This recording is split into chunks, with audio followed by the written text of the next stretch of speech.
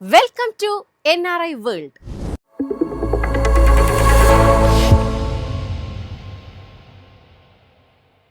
പ്രവാസി ഇന്ത്യക്കാരുടെ നിക്ഷേപം പ്രോത്സാഹിപ്പിക്കുന്നതിന് ഒട്ടേറെ നടപടികളാണ് അടുത്തിടെ റിസർവ് ബാങ്ക് ആവിഷ്കരിച്ചത്.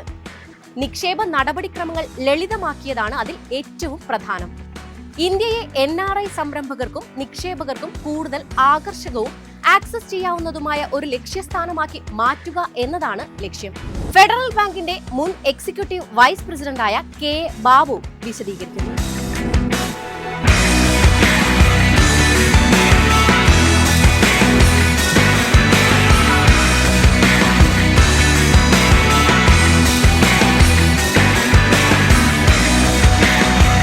ഒക്ടോബർ മാസം 1-ാം തീയതി റിസർവ് ബാങ്ക് ഓഫ് പറഞ്ഞിരിക്കുന്ന മോണിറ്ററി പോളിസി കമ്മിറ്റിയുടെ തീരുമാനങ്ങളോടൊപ്പം തന്നെ വിദേശ ഇന്ത്യക്കാരുടെ ബിസിനസ്സിലാണെങ്കിലും വിദേശ ഇന്ത്യക്കാരുടെ റെമിറ്റൻസിന്റെ കാര്യത്തിലാണെങ്കിലും വിദേശ ഇന്ത്യക്കാരുടെ പണം ഇന്ത്യയിലേക്ക് ആകർഷിക്കുന്ന കാര്യത്തിലാണെങ്കിലും കൂടുതലായിട്ടുള്ള ഒരു അട്രാക്ഷൻസ് കൊണ്ടുവരാനും അത് കൂടുതലായിട്ട് ഇന്ത്യയിലേക്ക് കൊണ്ടുവരാനുമായിട്ടുള്ള ചില നയ തീരുമാനങ്ങൾ policy decisions reserve bank of India എടുത്തതായിട്ടാണ് മോണിറ്ററി പോളിസി കമ്മിറ്റിയുടെ തീരുമാനങ്ങളോടൊപ്പം തന്നെ റിസർവ് ബാങ്ക് ഓഫ് ഇന്ത്യ പറഞ്ഞിരിക്കുന്നത്. അതോടൊപ്പം തന്നെ അതിനോടനുബന്ധിച്ചും അല്ലാതെയും മറ്റു ചില മാറ്റങ്ങളും കൂടെ ഈ രംഗത്ത് റിസർവ് ബാങ്ക് ഓഫ് ഇന്ത്യ കൊണ്ടുവരാനായിട്ട് തീരുമാനിച്ചിരിക്കുകയാണ്.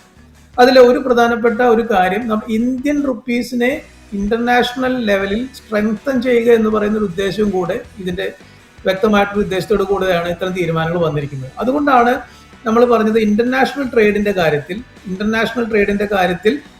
ഇന്ത്യൻ ബാങ്കുകൾ വായ്പ കൊടുക്കുന്നത് രാജ്യങ്ങൾക്ക് ഇന്ത്യൻ റുപ്പീസിൽ വേണമെങ്കിൽ ഇപ്പോൾ വായ്പ കൊടുക്കാം എന്നൊരു തീരുമാനം എടുത്തിരിക്കുന്നത് ഈ ഇന്ത്യൻ റുപ്പീസിനെ സ്ട്രെങ്തൻ ചെയ്യാനുള്ള ഒരു തീരുമാനത്തിന്റെ ഭാഗമായിട്ടാണ്. പ്രത്യേകിച്ചും ഭൂട്ടാൻ, നേപ്പാൾ, ശ്രീലങ്ക മുതലായ രാജ്യങ്ങളിലേക്കുള്ള വ്യക്തികൾക്കാണെങ്കിലും ബാങ്കുകൾക്കാണെങ്കിലും ഇന്ത്യൻ ബാങ്കുകൾക്ക് ഇന്ത്യൻ റുപ്പീസിൽ തന്നെ വായ്പ കൊടുക്കാം എന്ന് പറയുന്ന ഒരു തീരുമാനം കൊണ്ടുവന്നിട്ടുണ്ട്. മറ്റൊരു പ്രധാനപ്പെട്ട ഒരു തീരുമാനം ഇതാണ്. നമ്മുടെ ഇന്ത്യൻ എക്സ്പോർട്ട് ഇമ്പോർട്ട് ബിസിനസ് ചെയ്യുന്ന ആളുകൾ സാധാരണ രീതിയിൽ ഇപ്പോൾ വിദേശത്തുള്ള ഒരു രാജ്യത്ത് തന്നെ ഒരു അക്കൗണ്ട് ഓപ്പൺ ചെയ്തുകൊണ്ട് നമ്മുടെ എക്സ്പോർട്ടിന്റെ പ്രൊസീഡ്സ് ആ അക്കൗണ്ടിൽ സൂക്ഷിക്കുന്ന ഒരു സംവിധാനം ഉണ്ടായിരുന്നു.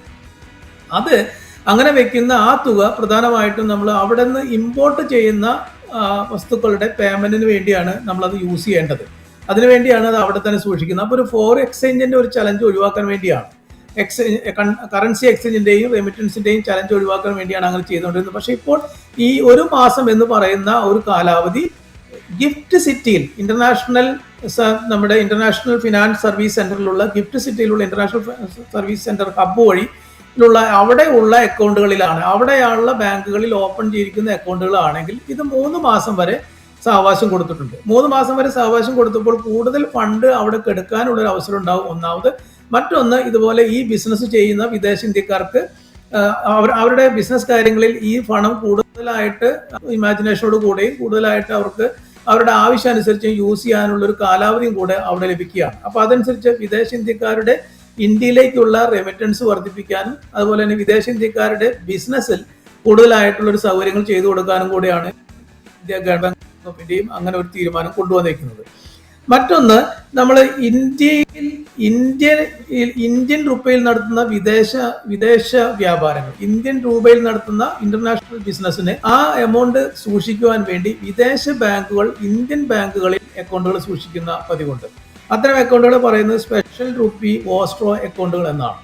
ഈ അക്കൗണ്ടുകളിൽ ഉള്ള തുക നമ്മൾ സാധാരണ രീതിയിൽ ഇവിടെ സൂക്ഷിക്കുന്ന തുക ട്രേഡ് പേയ്മെന്റിന് വേണ്ടി മാത്രമേ അത്തരം തുകകൾ യൂസ് ചെയ്യാൻ പാടുള്ളൂ എന്നുള്ള രീതിയിലുള്ള ഒരു തീരുമാനമായിരുന്നു ഇതുവരെ ഉണ്ടായിരുന്നത്. പക്ഷെ ഇപ്പോൾ ആ തീരുമാനത്തിൽ ചില മാറ്റങ്ങൾ വന്നിട്ടുണ്ട്. അത് ഇന്ത്യയുടെ ഗവൺമെന്റ് സെക്യൂരിറ്റീസിലാണെങ്കിലും ട്രഷറി ബില്ലുകളിലാണെങ്കിലും അതുപോലെ ട്രേഡ് അഡ്വാൻസുകളുടെ തിരിച്ചടവിലാണെങ്കിലും ബോണ്ടുകളിലാണെങ്കിലും സർവീസ് പേയ്മെന്റുകളിലൊക്കെ ആണെങ്കിലും ഇത്തരം തുകകൾ യൂസ് ചെയ്യാം എന്ന് പറയുന്ന ഒരു തീരുമാനം വന്നതുവഴി വിദേശത്ത് നിന്ന് ഇന്ത്യൻ ബാങ്കുകളിലേക്കുള്ള വിദേശ ബാങ്കുകൾ ഇന്ത്യൻ ബാങ്കുകളിൽ സൂക്ഷിക്കുന്ന സ്പെഷ്യൽ റുപ്പി ഓസ്ട്രോ അക്കൗണ്ടുകളിൽ ബാലൻസ് നിലനിൽക്കും. അവിടെ കൂടുതൽ എമൗണ്ട് ഉണ്ടാവും. അത് ഇന്ത്യയിലേക്ക് കൂടുതലായിട്ടുള്ള വിദേശ ഫണ്ട് ആകർഷിക്കാനും നമ്മുടെ ഇന്ത്യൻ റുപ്പീസിന്റെ സ്ട്രെങ്തൻ ചെയ്യാനുള്ള മറ്റൊരു തീരുമാനമാണ്. വേറെ ഒരു പ്രധാനപ്പെട്ട തീരുമാനം നമ്മൾ ലിബറലൈസ്ഡ് റെമിറ്റൻസ് സ്കീമാണ്, LRS. അത് ഫോറിൻ എക്സ്ചേഞ്ച് മാനേജ്മെന്റ് ആക്ടിൽ വരുന്നതാണ്. 1999 ഫോറിൻ എക്സ്ചേഞ്ച് മാനേജ്മെന്റ് ആക്ടിൽ ഫെമ അനുസരിച്ചാണ്. ലിബറലൈസ്ഡ് റെമിറ്റൻസ് സ്കീം അനുസരിച്ച് ഇന്ത്യയിൽ നിന്ന് വിദേശത്തേക്ക് ഇതുപോലെ എഡ്യൂക്കേഷൻ ആവശ്യങ്ങൾക്കോ അല്ലെങ്കിൽ ബിസിനസ് ആവശ്യങ്ങൾക്കോ ഒക്കെ തുക അയക്കുന്നത് $2.5 ലക്ഷം വരെ ഇപ്പോൾ ലിബറലൈസ്ഡ് റെമിറ്റൻസ് സ്കീമിന്റെ ഉള്ളിൽ നിന്നുകൊണ്ടാണ് ആ കാര്യങ്ങൾ ചെയ്യുന്നത്. അത് ആ എമൗണ്ടുകൾ ആ കാര്യത്തിൽ കൂടുതലായിട്ടുള്ള ഒരു വ്യക്തതയും കൂടുതലായിട്ടുള്ള ഒരു ഫ്ലെക്സിബിലിറ്റിയും കൊണ്ടുവരാനായിട്ടുള്ള തീരുമാനങ്ങളും കൂടെ ഈ ഒരു തീരുമാനങ്ങളുടെ ഭാഗമായിട്ട് റിസർവ് ബാങ്ക് ഓഫ് ഇന്ത്യ എടുത്തിരിക്കുകയാണ്. അപ്പോൾ ആ $2.5 ലക്ഷം പല ആവശ്യങ്ങൾക്ക് യൂസ് ചെയ്യാം. അതിന്റെ ആവശ്യങ്ങൾ എന്തൊക്കെയാണ്, അതുപോലെ തന്നെ മറ്റെന്തെല്ലാം കാര്യങ്ങൾക്ക് യൂസ് ചെയ്യാം, അത്തരം കാര്യങ്ങളൊക്കെ കൂടുതൽ വ്യക്തത കൊണ്ടുവരികയാണ്. പിന്നെ ഏറ്റവും പ്രധാനപ്പെട്ട ഒരു കാര്യം, നമ്മുടെ ഏറ്റവും പ്രസ്റ്റീജ് ആയിട്ടുള്ള പേയ്മെന്റ് പ്ലാറ്റ്ഫോമാണ് യൂണിഫൈഡ് പേയ്മെന്റ് ഇന്റർഫേസ് അല്ലെങ്കിൽ UPI എന്ന് പറയുന്നത്. UPIയുടെ അതിന്റെ ആ UPI പ്ലാറ്റ്ഫോം ഇന്ത്യക്ക് മാത്രമല്ല വിദേശ രാജ്യങ്ങളിൽ 28-30 വിദേശ രാജ്യങ്ങളിൽ പോലും അത് യൂസ് ചെയ്യാനുള്ള സംവിധാനങ്ങൾ ഇപ്പോൾ കൊണ്ടുവന്നിട്ടുണ്ട്. അത് ഇന്റർനാഷണൽ ട്രേഡിൽ ഒരുപാട് ഹെൽപ്പ് ചെയ്യും. വിദേശ ഇന്ത്യക്കാരുടെ ഇന്ത്യ ആയിട്ടുള്ള ബിസിനസ്സിലും മറ്റു രാജ്യങ്ങളായിട്ടുള്ള ബിസിനസ്സിലൊക്കെ ഒരുപാട് ഹെൽപ്പ് ചെയ്യും. അതിനേക്കാൾ ഉപരിയായിട്ട് വിദേശ ഇന്ത്യക്കാർക്ക് UPI സംവിധാനത്തിലൂടെ പണമിടപാടുകൾ നടത്താൻ, ഡിജിറ്റൽ ബാങ്കിങ് സംവിധാനങ്ങൾ നടത്താൻ ഇപ്പോൾ സാധ്യമാണ്. അതിൽ മറ്റൊരു പ്രത്യേകത, ഇന്ത്യൻ കറൻസിയിലാണെങ്കിൽ മാത്രമേ സാധ്യമായിരുന്നുള്ളൂ. നേരെ ഇന്ത്യൻ കറൻസിയിലല്ല, ഇന്ത്യൻ സിമ്മിലാണെങ്കിൽ മാത്രമേ അത് സാധ്യമായിരുന്നുള്ളൂ. ഇപ്പോൾ ഫോറിൻ സിം യൂസ് ചെയ്യുന്ന വിദേശ ഇന്ത്യക്കാർക്കും UPI ട്രാൻസാക്ഷൻ നടത്താൻ സാധിക്കും എന്ന് പറയുന്നത് പുതിയ മാറ്റമാണ് കൊണ്ടുവരുന്നത്. അപ്പോൾ അത് തീർച്ചയായിട്ടും വിദേശ ഇന്ത്യക്കാർ പണമിടപാടുകളിൽ വലിയൊരു മാറ്റങ്ങൾ വരും. ചുരുക്കി ഈ വിദേശ ഇന്ത്യക്കാരുടെ ട്രേഡ് ഇടപാടുകളിലും അതുപോലെ റെമിറ്റൻസിന്റെ കാര്യത്തിലും ഇവിടെ പണം സൂക്ഷിക്കുന്ന കാര്യത്തിലും അത് യൂസ് ചെയ്യുന്ന കാര്യത്തിലും ഇവിടെ ബിസിനസ്സിലേക്ക് വരുന്ന കാര്യത്തിലെല്ലാം തന്നെ വളരെ ഉചിതമായിട്ടുള്ള ആകർഷക മാറ്റങ്ങളാണ് റിസർവ് ബാങ്ക് ഓഫ് ഇന്ത്യ കൊണ്ടുവരുന്നത്.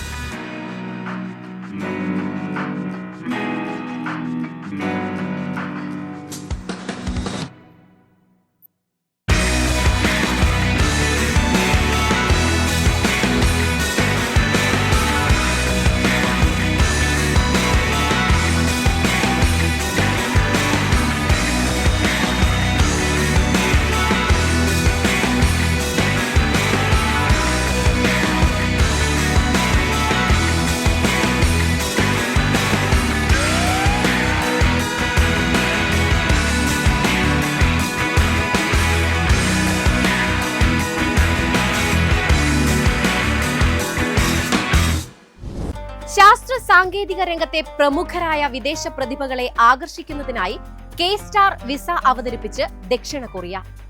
മികച്ച അന്താരാഷ്ട്ര പ്രൊഫഷണലുകൾക്ക് ദീർഘകാല കുടിയേറ്റം ലഘൂകരിക്കുന്നതിലൂടെ രാജ്യത്തെ ഇന്നൊവേഷൻ ഇക്കോസിസ്റ്റവും നൂതന സാങ്കേതിക വിദ്യകളിലെ ആഗോള മത്സരക്ഷമതയും ശക്തിപ്പെടുത്തുകയാണ് ലക്ഷ്യം.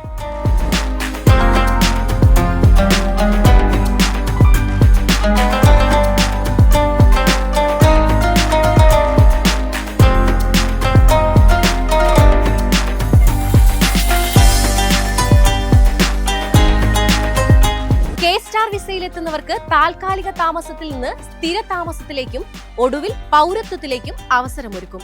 പ്രതിവർഷം 400-ലധികം സാങ്കേതിക പ്രതിഭകളെ ആകർഷിക്കാനാണ് നീക്കം.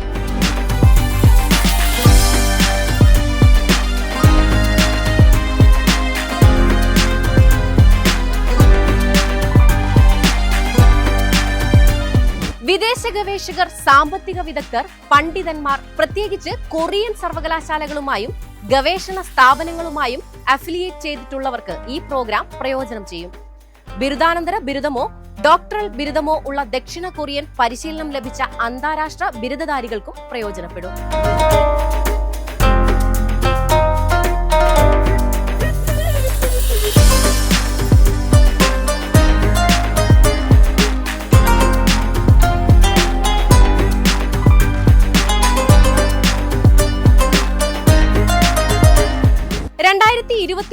തുടക്കത്തിൽ പരീക്ഷണാടിസ്ഥാനത്തിൽ ആരംഭിച്ചതിന് ശേഷം ഏകദേശം 300 വിദേശ പൗരന്മാർക്ക് ഈ സംവിധാനത്തിന് കീഴിൽ താമസാനുമതി ലഭിച്ചു.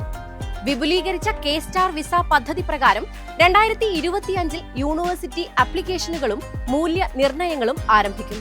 തുടർന്ന് 2026 പൂർണ്ണമായി നടപ്പിലാക്കും.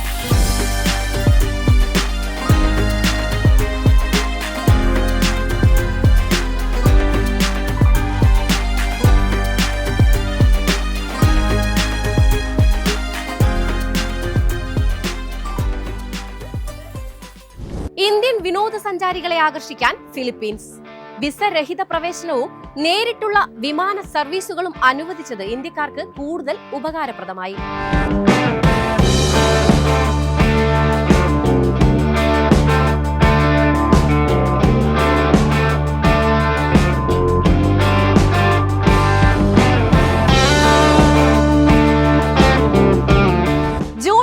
ഇന്ത്യക്കാർക്ക് വിസ രഹിത പ്രവേശനം ഫിലിപ്പീൻസ് അനുവദിച്ചു തുടങ്ങി. 14 ദിവസമാണ് താമസ കാലാവധി.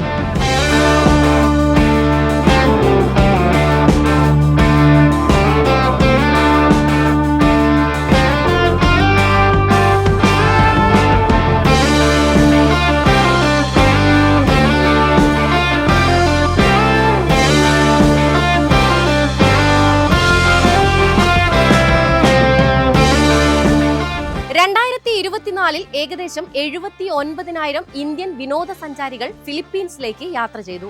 2025 ആദ്യ 9 മാസത്തിൽ അവരുടെ എണ്ണം 66,000 ആയിരുന്നു.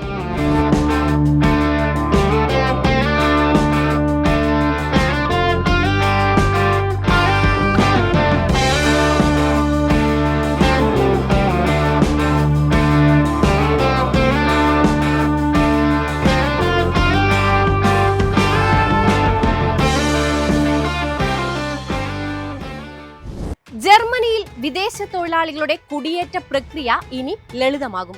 പുതിയ വർക്ക് ആൻഡ് സ്റ്റേ ഏജൻസിക്ക് ജർമ്മൻ ഫെഡറൽ ക്യാബിനറ്റ് അംഗീകാരം നൽകി.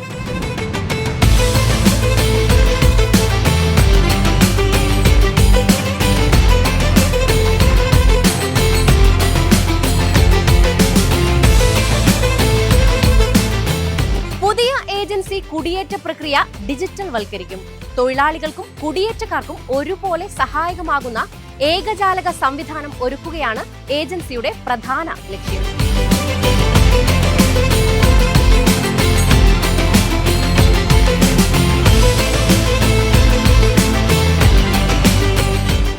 ഓരോ വർഷവും 4 ലക്ഷം വിദഗ്ധ തൊഴിലാളികളെ ജർമ്മനിക്ക് ആവശ്യമുണ്ട്.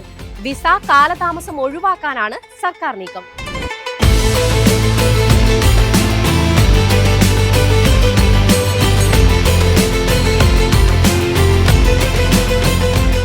വിസ, താമസം, ഭാഷാ കോഴ്സുകൾ തുടങ്ങിയ വിഷയങ്ങളിൽ വർക്ക് ആൻഡ് സ്റ്റേ ഏജൻസി കുടിയേറ്റക്കാർക്ക് സഹായം നൽകും.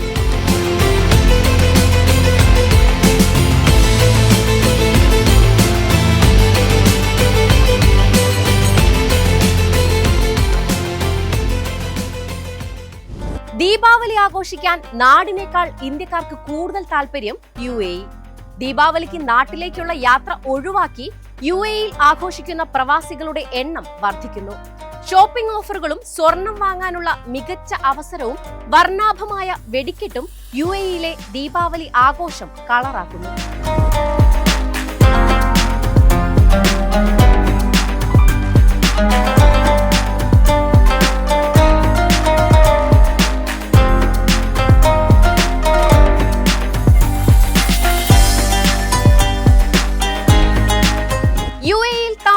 പ്രവാസികൾക്ക് നാട്ടിൽ നിന്ന് കുടുംബാംഗങ്ങളെ കൊണ്ടുവരാനും അല്ലെങ്കിൽ സ്വന്തമായി അവധിക്കാലം ആഘോഷിക്കാനും പറ്റിയ മികച്ച സമയം കൂടിയാണ് ദീപാവലി.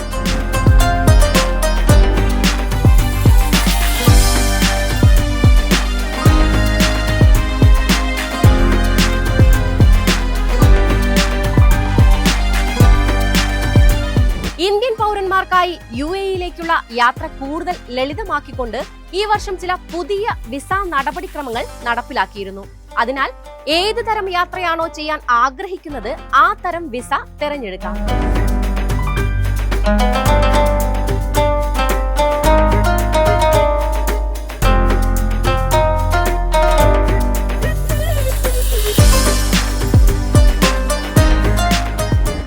UAEയിൽ താമസിക്കുന്ന പ്രവാസികൾ നാട്ടിൽ നിന്നും ബന്ധുക്കളെ ക്ഷണിക്കുമ്പോൾ ചില കാര്യങ്ങൾ ശ്രദ്ധിക്കേണ്ടതുണ്ട്. നാട്ടിൽ നിന്നുള്ള കുടുംബാംഗങ്ങളെയോ സുഹൃത്തുക്കളെയോ സ്പോൺസർ ചെയ്യാൻ നിലവിലെ നിയമങ്ങൾ അനുസരിച്ച് കുറഞ്ഞ ശമ്പള പരിധി 4,000 ദിർഹമാണ്.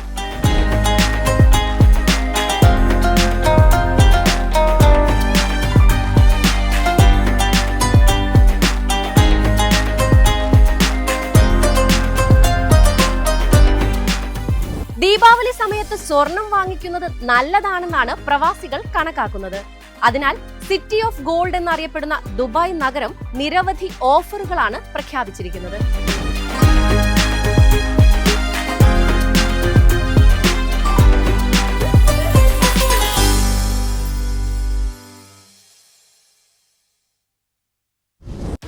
ഗൾഫ് മേഖലയിലെ ഔദ്യോഗിക വിവരങ്ങളുമായി NRI ഡെസ്ക്.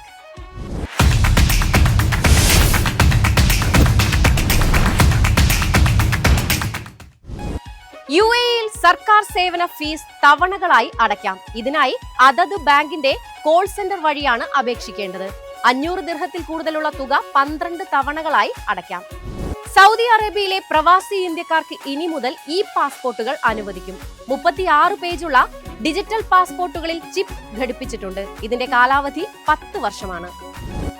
ഗ്ലോബൽ വില്ലേജിലേക്കുള്ള പ്രവേശന ടിക്കറ്റുകൾക്കായി ഇനി കൗണ്ടറിൽ കാത്തു നിൽക്കേണ്ട. ഓൺലൈൻ വഴി ടിക്കറ്റ് എടുക്കാം. UAE-യിൽ ഗാർഹിക തൊഴിലാളികളുടെ വിസ അപേക്ഷയും പുതുക്കലും ഇനി ഓൺലൈൻ വഴി. കൂടാതെ ഏകീകൃത അപേക്ഷാ ഫോറവും പണമടയ്ക്കാനുള്ള സംവിധാനവും ഏർപ്പെടുത്തി. ദുബായ് മെട്രോ യാത്രക്കാർ ട്രെയിനിനുള്ളിൽ ഉറങ്ങുകയോ അല്ലെങ്കിൽ ഇരിക്കാൻ അനുമതിയില്ലാത്ത സ്ഥലങ്ങളിൽ ഇരിക്കുന്നതിനോ കനത്ത പിഴ ചുമത്തും. മെട്രോയിൽ നിരോധിക്കപ്പെട്ട സ്ഥലങ്ങളിൽ ഉറങ്ങിയാൽ 300 ദിർഹമാണ് പിഴ.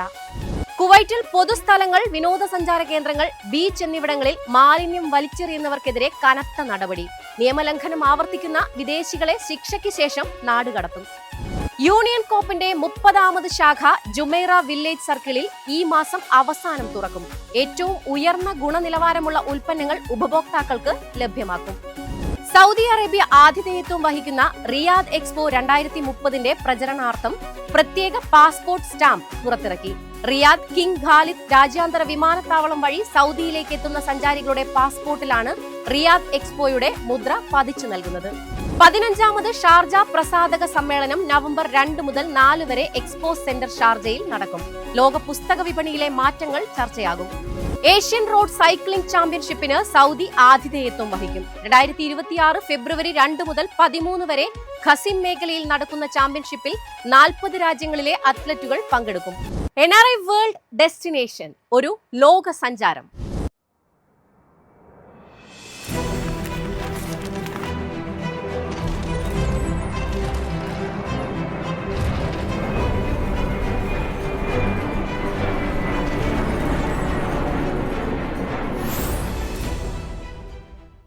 ന്യൂ ഓർലിയൻസ്, ജാസ് പ്രേമികളുടെ പറുദീസ.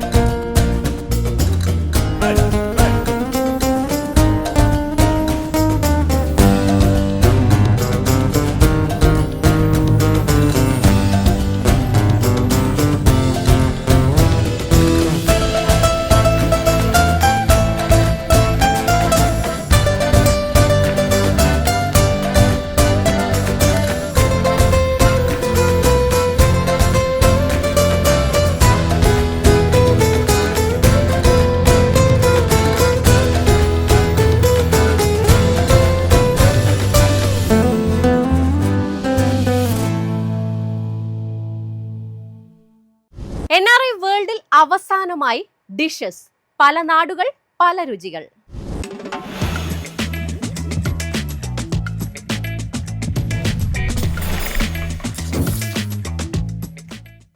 ഹെനാനീസ് ചിക്കൻ റൈസ്, സിംഗപ്പൂരിന്റെ ദേശീയ വിഭവത്തിന്റെ വിശേഷങ്ങൾ അറിയാം.